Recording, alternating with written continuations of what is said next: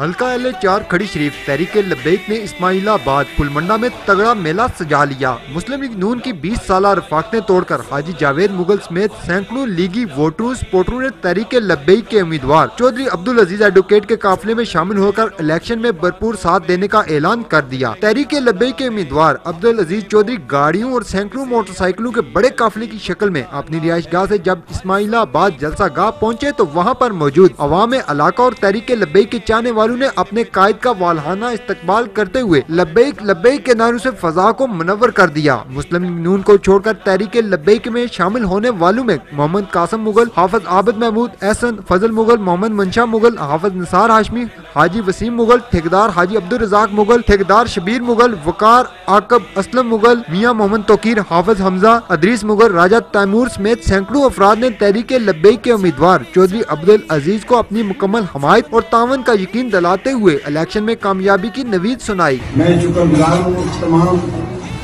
میزبانوں نے، گرامی جو ہیں ہمارے میزبان ہیں، واجب الاحترام حاجی جاوید صاحب، بھائی محمد قاسم مغل صاحب، حافظ عابد محمود صاحب، احسن فضل مغل صاحب، توقیر ہاشمی صاحب، طاہر ہاشمی صاحب، راجہ تیمور صاحب، ٹھیکیدار شبیر مغل صاحب، وقار عاقب صاحب، میاں محمد توقیر صاحب، ٹھیکیدار حاجی عبدالرزاق مغل صاحب، میاں محمد طاہر صاحب اور محمد مبشر میاں مغل صاحب، اور اس کے علاوہ اگر کوئی نام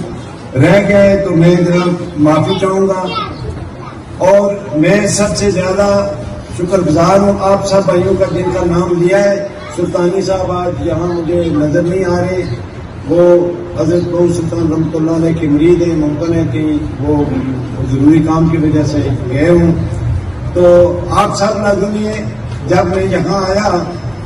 تو لبیک کے ساتھ جو آپ نے اپنے رشتہ ظاہر کیا اور لبیک کے ساتھ جس عشق اور محبت کے ساتھ میرے ساتھ دست تعاون جو آپ نے